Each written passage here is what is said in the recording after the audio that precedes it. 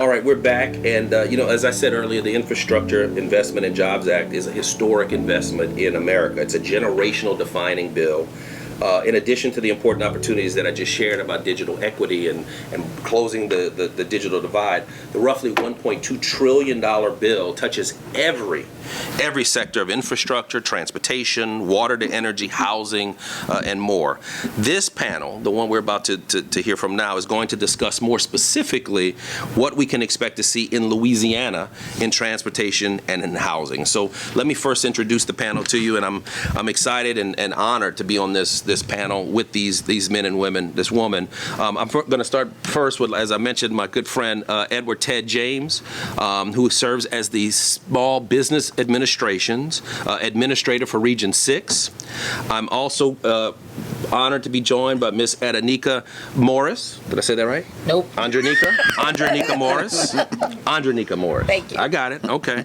Who is the Executive Director of Housing Louisiana, and also by Mr. Kyle Wedberg, who's the Senior Manager in Research and Consulting, Government Finance Officers Association. And then I know shortly we're going to be joined by Dr. Shawn Wilson, who is the Secretary for the Louisiana Department of Transportation and Development. Before we get started, though, I wanted to just give you all maybe a minute or so just I used a lot of acronyms and a lot of titles of companies that people may or may not be familiar with. And so I'd like to just have you just introduce yourself again and just tell us a little bit what you're doing. Ted, we know you as Representative Ted James for many, many years, had a distinguished career in the legislature. You're in a new role, a federal role. Tell us about that.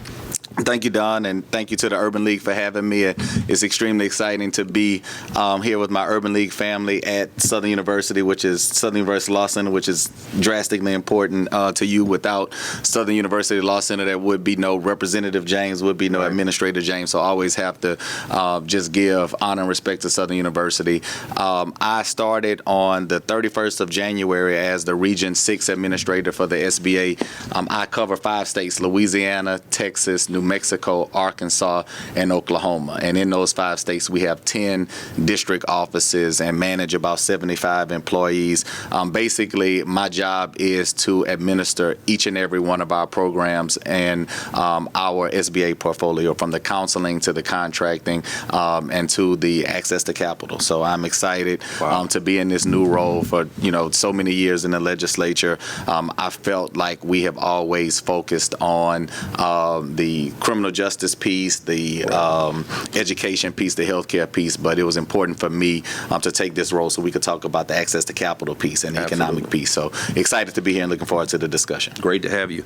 Andreanecia, tell us a little bit about you and what you do. So thank you for having me here this morning. What I do is we work in New Orleans. I work in New Orleans on our 10-year housing plan and with our Regional Housing Alliance. In the role as president of Housing Louisiana, we're trying to make sure that everybody understands that housing just isn't a New Orleans problem. That is something that our friends in the legislature face often.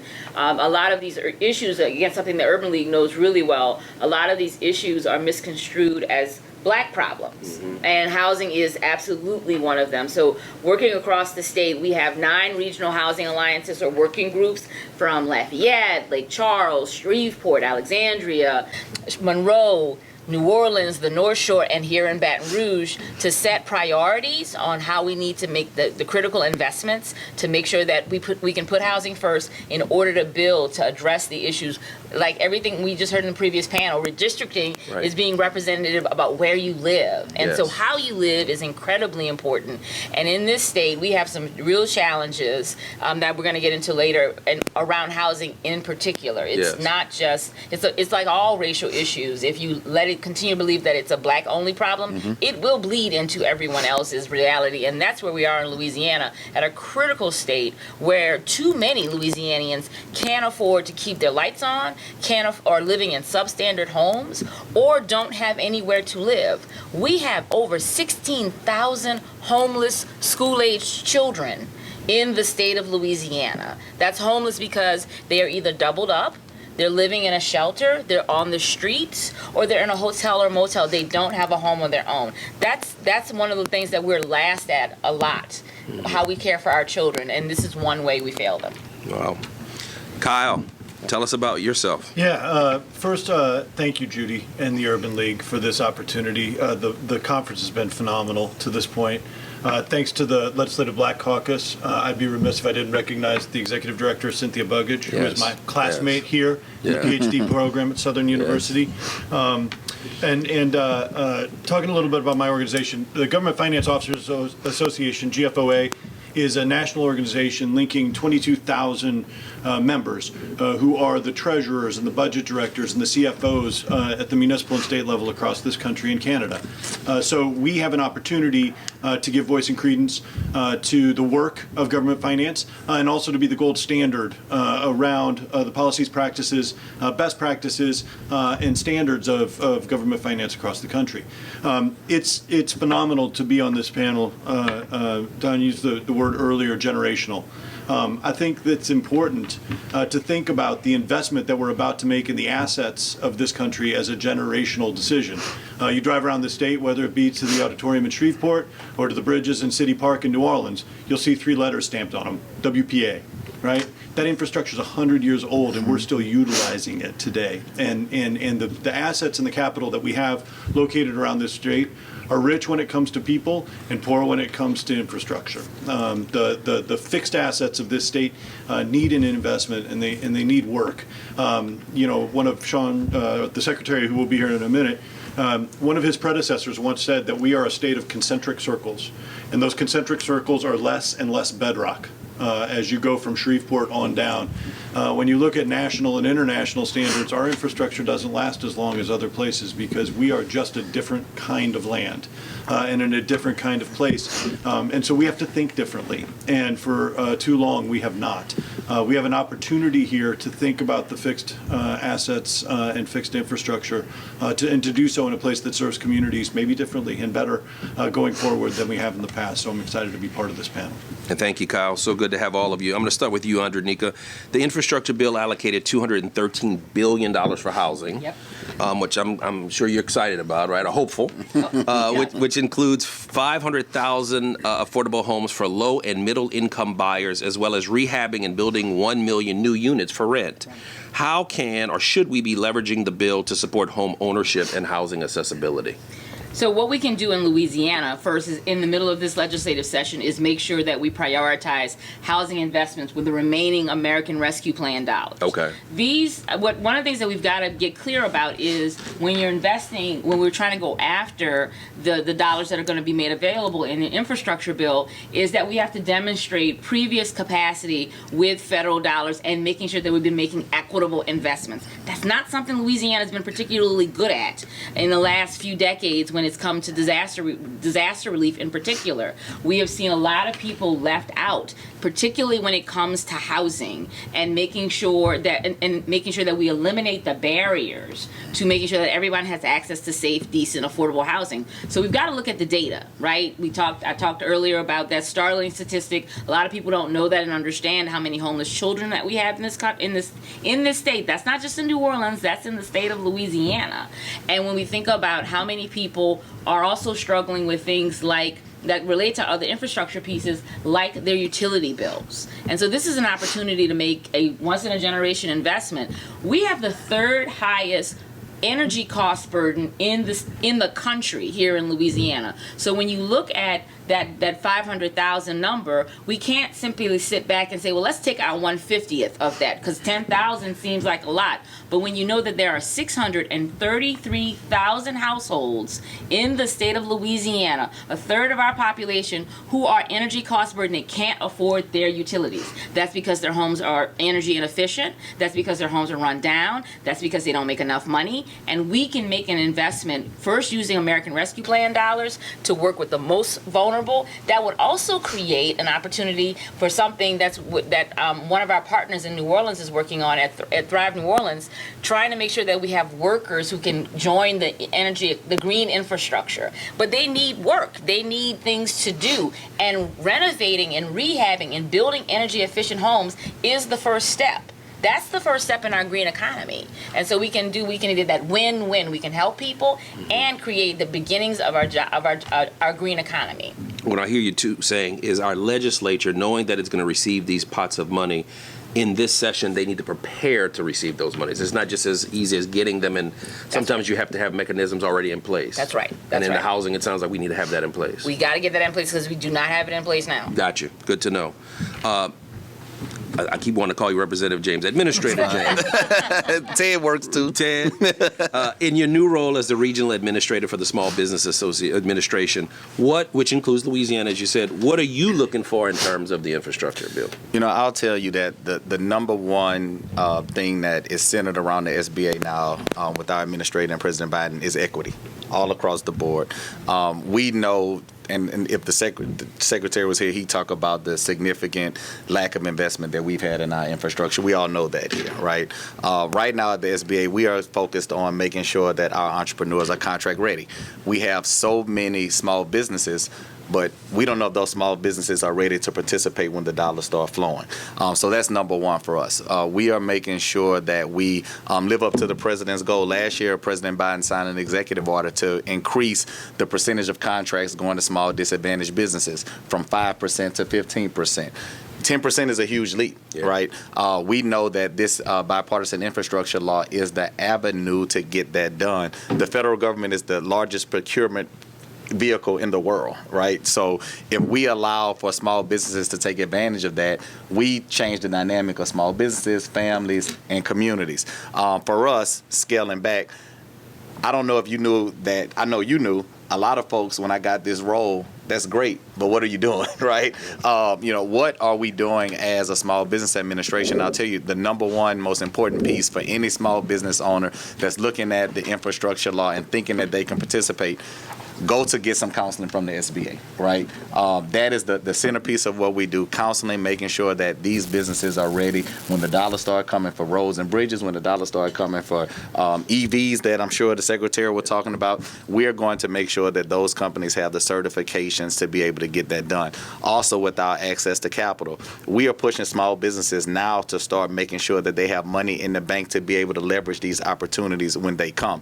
When you contract with the federal government, you have to be able to go out and do their work, and the federal government is not paying you the next day, right? So we are trying to get small businesses to leverage our traditional SBA programs to make sure that they have the capital. We have so many banks in Louisiana in particular that participated in PPP and COVID EIDL. A lot of those banks haven't participated in the traditional SBA programs, our 7A program, our 504 program. So what I've been doing is meeting with those banks to say, hey, you participated in these programs. Why don't we transition over to our traditional SBA programs? And the conversations are going well.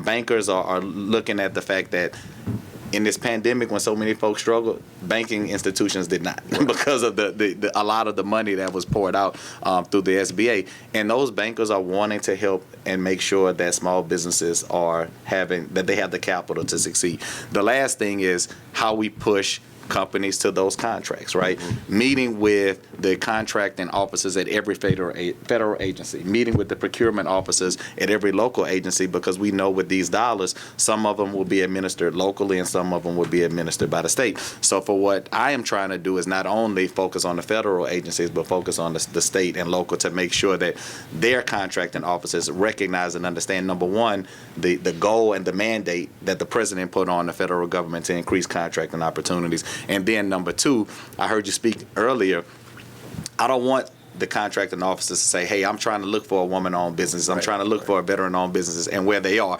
So, like, I don't know if it was Mitt Romney. I'm going to have my binder full of black-owned businesses that can do the work. And I'm going to make sure that they have the certifications to be able to participate. I hear you saying preparation is key as well. That's it. That's it. So that's two speakers, and I hear preparation, be prepared for this money. Kyle, tell us, define a capital improvement plan for us, for those who may not know, and what does that look like relative to transportation, housing, broadband, based on the Infrastructure Act? Yeah, so I think, quickly, everyone understands what an operating budget is, whether that be governmental or household. In fact, by law, governmental entities are required to carry a budget, an annual budget that has been passed and has public input and voice. A capital plan is that, but across time. And what we at GFOA are pushing for is for people to think longitudinally to think as stewards, to have a level of stewardship about this work, so that they're thinking in 20 and 30-year chunks, that these are generational investments. They take more time than an annualized budget. They should be invested in and thought about differently. I think one of the dangers of xenophobia is not just people-based, but it's idea-based. Sometimes the best ways for us to think about and bring new ideas to the table is to look outside of our own borders. The people that are doing this work best right now, the cities and the countries that are thinking about this century right, places like Scandinavian countries, Singapore, Hong Kong, they're thinking about nodes. They're thinking about putting populations together in portions of publicly owned land that they are an equity partner in, not just giving over to private developers. They can bring multi-generational, multi-economic families and groups together in places so that the provision of services are not have and have-nots, that the provision of services can be evenly laid across a community, whether that be housing, broadband, or infrastructure. I think from an asset basis, it's tough because politicians love to cut ribbons. It makes them feel like they've done something, right? So coming back and investing in that which already exists is sometimes not as sexy, but it is what is needed. Doing less better is important. And I think one of the things that's really important about that and to think about is how we've done investment to this point. The panel before us was talking about voting and representation. Most of the infrastructure long-term bonds that have been coming to bear for municipalities come through election, come through a vote, come through a millage increase. And so those are vital forensics to do, to think about why we made the investments we made in the places we made them. So to come back and reinvest in the infrastructure we have, but also to think differently about how we make the investments going forward. And a capital improvement plan should be linked to long-term financials and should be a way that a community thinks about itself on those generational and institutional investments. Thank you, sir. Very good. Well, we are very honored to be joined by Dr. Shawn Wilson, our Secretary of Transportation here in the great state of Louisiana.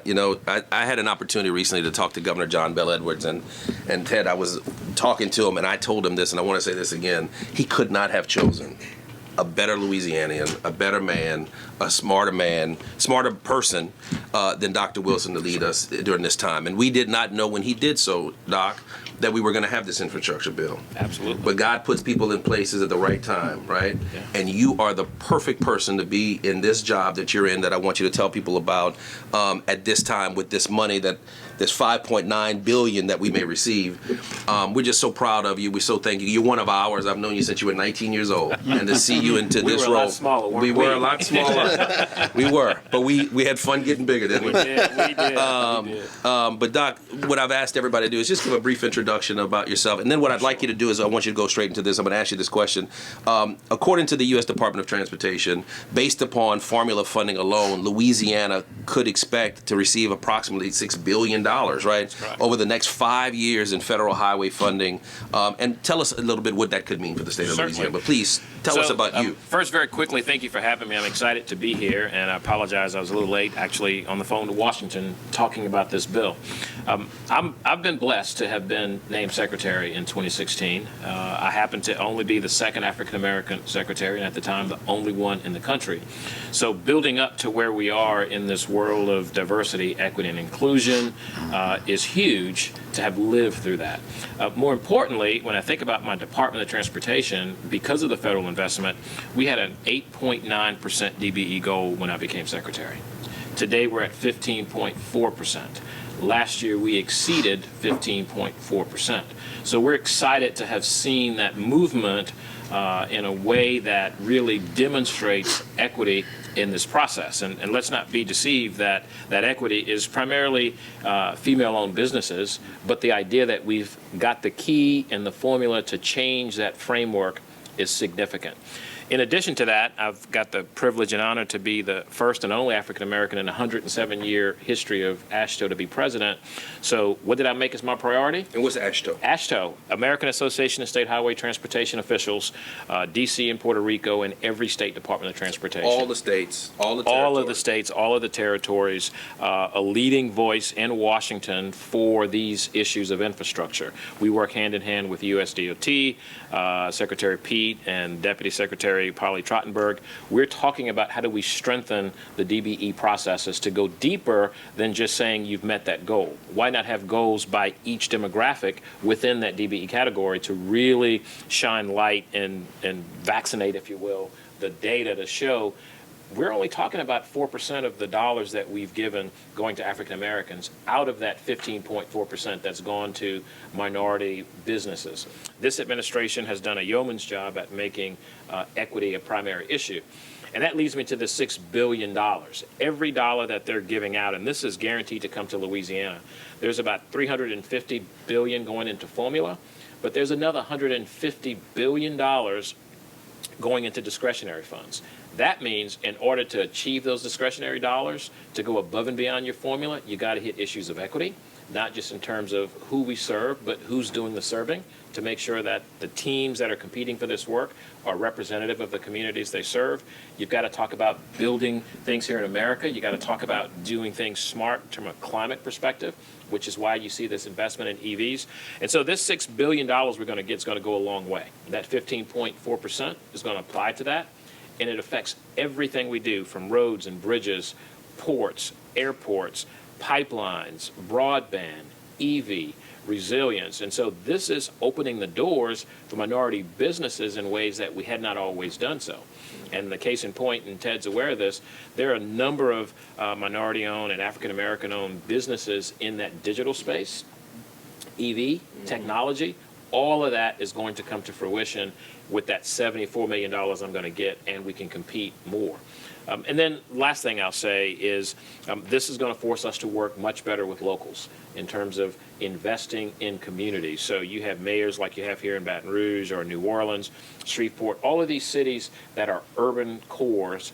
That's where this administration wants to invest in a way that's sustainable, that's going to grow businesses, that's going to hire people, that's going to engage into the minority financial market. So if you think about that, we were just talking about banks and how well they've done.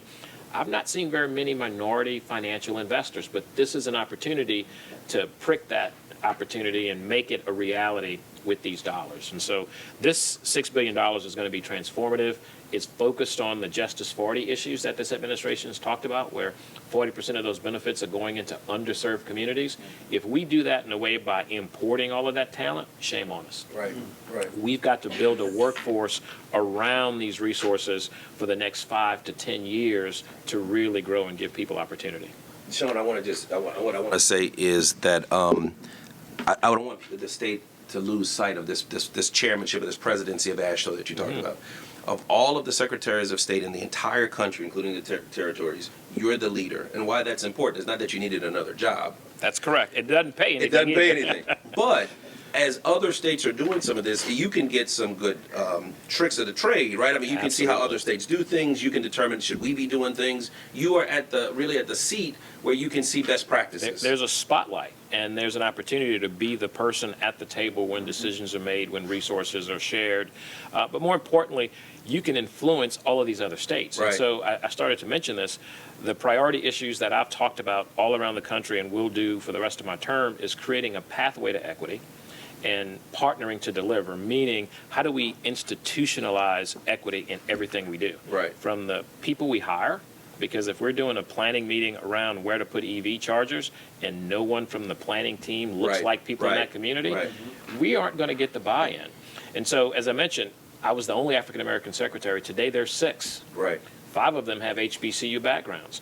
What can we do from a workforce perspective to bring young engineers, young lawyers, young accountants, young engineers from that HBCU experience into the world of infrastructure, similar to what it was when we built the interstate 50 plus years ago? Yes. We had more minority and people of color working in that effort than we do today in our market. So let's grow that. Let's go back and do Well, that. I want to talk about that. I'm going to go to you, Ted, next.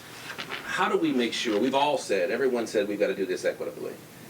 how do we make sure that, and you touched on this, Ted, how do we make sure that African American owned business and people of color, not just African American, people of color who own a business, how do they get prepared? What should they be doing right now? Right now, I'll tell you, number one, and I'll go back to, I keep talking about the executive order that was signed, right? The federal agencies have a mandate to increase contracting opportunities to small disadvantaged businesses. That includes people of color, that includes women. The second thing that the SBA has done for the first time ever, we are separating data by the person, the entity that gets that contract by race. So we are seeing what dollars are going to meet these equitable goals. The last thing, we're making changes to category management. A lot of you are looking like, what is category management? Number one, we need to start paying attention to these changes that are taking place, right? The SBA has announced a brand new program called Community Navigators. The Urban League is a community navigator. So all of these programs that small business owners traditionally would not have known about, the SBA is going to be partnering with the Urban League to make sure that our small business owners know about all the different certifications. Right now, I'm trying to make sure that small business owners have every certification that they can take advantage of. People talk about our 8A program. The reality is not every business is ready for an 8A program. Right. It is a business development program that you have to be able to show some past performance, some bonding, some capital. We have other programs, small disadvantaged businesses. Ironically, under the last administration, that link was taken off of our website to qualify folks to be a small disadvantaged business. That's number one. If you're woman-owned business, veteran-owned business, service disabled veteran-owned businesses, federal government doesn't do DBE. So if you're working with the SBA and you have all these certifications, then you should probably have that DBE certification. So we are singularly focused on making sure that all of our minority-owned businesses have the certifications for when these programs start to run out. And these certifications allow you to do business with the federal government. You get, what, a preference? You get tell people just the certificate. What does that mean to have these certifications? Gotcha. So with our 8A program, you get the benefits of some sole source contracts for the first couple years. And then you are in a smaller pool to compete for programs. Okay. And a federal contracting officer will go, and the SBA, something goes out when we start to let some of these contracts, we'll send a letter to the agency and say, hey, we have 5 firms that are 8A firms. That is clout. It gives them clout, right? And it tells the federal contracting officer that this firm has done similar work. They have the capacity to do it. We also are pushing larger corporations to make sure that they are bringing on some of these smaller firms to do joint ventures, right? To make sure that the federal agencies are meeting those contracting goals. The other certifications basically put you in a category when we are continually reminding the federal agencies of the president's executive order. You have to do better. And when they look to doing better, they look to the firms that have those certifications because it basically says that you have done this before and you are ready and able to do the work. But the problem is, well, I'm not going to say the problem, the opportunity is to get out there to make sure that we are partnering with the Urban League, our Small Business Development Centers, right, our Women's Business Center, right, which is also operated at the Urban League. And you mentioned, the Secretary mentioned our HBCUs. Since I've been in, I've only been in this position for about 45 days. I have been at the grand opening of 3 women's business centers at HBCUs, and another one coming to Alcorn in a few weeks. And I know that there are other HBCUs in this state that have applied to open women's business centers. Those are the incubators to make sure that the businesses have the tools that they need to be successful when these programs happen. I think the last thing we have to remember is that these are long-term investments, right? Some of these investments will come after Dr. Wilson is no longer the Secretary of Transportation, will come long after President Biden. Hopefully it's another 7 years, so I have some job security. But, long after this administration. So we have to make sure that we have people at the table that will continue to push equity, because just as soon as the president signed this executive order, another president can come and sign another one, right? Yeah. Andreanecia, what does equity look like in housing?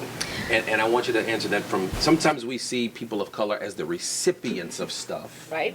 I'd like you to also address how can we be part of the deliverer of the stuff too. So what does equity look like in housing? That's right. I mean, that's one of the core tenets of our work, is making sure that we are being equitable on all ends. And as I mentioned earlier, one of the things that we've got to get folks prepared for, and again, by affirmatively making the commitment to make this investment, to say that we're not going to accept a third of our population being energy cost burden, and we're going to let billions of dollars either sit or be squandered or not come to Louisiana because of our bias about who we think needs and will want subsidized housing. But we need to make that available, and then we also need to talk about the training that Administrator James just talked about. One of the big problems we have with even doing energy efficiency, Secretary Wilson talked about battling climate change. One of the things that we can do today to stop climate change is make all of our homes net zero, right? We can reduce our carbon footprint in our residential space. It's not the biggest part of the pie, but it's a first step. It's a concrete step that we can do today, not in theory, but in fact, that will do a number of things that will help protect us from worsening hurricanes. This is Louisiana. We need to remember what our issues are. We can make sure we lower insurance costs because people's homes will be more resilient. Their homes being more resilient, not relying on them to be resilient. But one of the problems that we can't do with that is we have very few people, small businesses, who are certified to do things like install modern HVAC systems. Right? The certification is necessary, take time, but if no one's hiring you to do that, why would a small business expend time, money, and energy to get a certification that no one's going to hire them to utilize? And we're not making these strategic investments. We're not, and it's not just simply demanding that everybody build with, Energy Star 3.0 or to lead or anything like that. It is also pairing that with appropriate investments, making sure that there are resources. We have money that's getting ready to be put out right now to help rebuild after the devastating hurricanes in 2020 in Lake Charles. We need to make sure that new homes that are built with those funds are built to modern standards, not simply putting back what was there before. And that's a big problem that we have with the bias, because when we design these programs, we saw it with Katrina, we've been seeing it for the last 15, 17 years, is, well, we can't give them anything nicer than they had before the storm that destroyed their lives. Why should they have a come up? Why should they do better because they were hurt?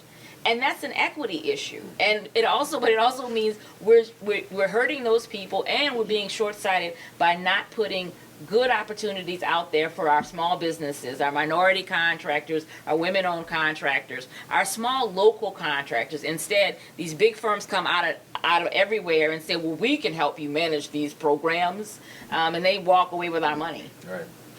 Kyle, equity in your space. A couple of things. What does it look like, again, from the delivering standpoint, and what does it look like from the recipient space? Are there black and brown people who do the work you do? Are they at those tables? Absolutely. There's incredible people doing that work nationally. I think in the space, ESG is something that when you are getting financing, be it public or private financing, everyone wants to know about environmental, social, and governance. Mm-hmm. And when I say social, think equity. And they're reporting on it on the backside, but we're not baking it in on the front end. And I think all three of you spoke of this. If we think about environmental impact, equity impact, and the governance, how we're making those decisions and how we're putting those into play, if we put that in on the front end, then it all becomes easier. It's actually the right thing to do. It's actually the place in the process where we should be investing to think about the environmental, equitable, and governance impacts. I think Shawn said something fantastic, is if we think about the best ideas internationally, but then how do we make that investment in Louisiana? I don't want to eat, and I don't even want you to teach me to fish. I want you to teach me how to make boats. I want you to teach me how to make poles, and I want you to teach me how to run a crew, right? Like, I want to do more than just eat or just fish. I'm an old actor and artist, and so, one of my favorite quotes from a play is, it's no longer about survival, it's about redemption. I think at this point, figuring out how we make the table more equitable and figuring out how do we make our communities and the investments in our communities more equitable is not just about survival. It's about redemption, and it's about building the communities that we all desire to live in. Great. In our remaining couple of moments, I'm going to go to each of you and just ask you for the same question. Doc, you're a grandpa now. Yeah. We're getting old, brother. When you're done, as the representative said, at some point you won't be Secretary Wilson anymore. You might take it home to Lafayette and just call it a day. What would be a success? What do you want your legacy to be at this time, in this moment? That these issues we're dealing with today aren't being repeated, because we've built a framework to sustain this effort beyond any one administration, beyond any one executive, and that business can then pass that legacy of doing work and doing quality work to their children, and that system will sustain itself. So that, to me, is a sign of success, is building a framework to sustain the efforts that we've achieved, because great things have actually occurred in these last couple of years for us. Yeah, you talked a little bit about building a bench too. We talked about the fact that we won't always be here, and we have an obligation to build a bench. And so, well, look, we appreciate your leadership. We Thank really you. do. We As I appreciate said, Urban League's leadership we're as well. blessed to have you. Andreanecia, what's your legacy? What would you want to go back to home and say, I'm glad I was there, and let me tell you what I was able to do while I was there? So it's simple, a new system that guarantees housing for all. Doesn't matter whether or not it's a hurricane, doesn't matter whether or not you're making $7.25 an hour. It's Thursday and you need somewhere to stay tonight. And you have that. And that we have a system that recognizes that that's how we build everything else that we need. Again, representation is about where you live and how you live. And everything else, when you go to a training program, you need to be able to go home and get a good night's sleep. Kids need to have good, safe, sustainable homes that they can come back to when there's a disaster. You need to be able to be assured that you can go home, or that someone's going to help you because the worst has happened and your home has been destroyed. This isn't overly complicated. It isn't even really that hard, but it's something it's a real barrier, and it's also a real barrier because of how we think about subsidized housing and affordable housing. That we're talking about, this is disdain for poor black women. And as a black woman, that type of deep-seated bias is something that we have to dispense with in this country. So if we have a system that guarantees housing, that means that we recognize the humanity in all of us, and we have put down the ugly stereotype of the welfare queen, and we have embraced black women and said we are going to do what's best for black women, because that's how all the rest of us will thrive, or the rest of y'all. Well, I'm glad that you're at the helm. I really am. I'm glad that you're at the helm. Kyle, what's a win for you? How do you want, when you look back on your career and you think about 2022 in this time period, what do you want to be able to point to and say? I think the metrics can be very simple. If I sat with my grandfather, I'm not sure I'd say he did it right. So when our children's children sit with us, they say we did it right. If we spend the next 20 years doing what we should be doing, then the conversation I have with the children of my child, who's now 10, will be a lot different than I would have with my grandfather. Wow. Very profound. Damn. That's hard to follow, brother. That's hard to follow. It's time. Wow.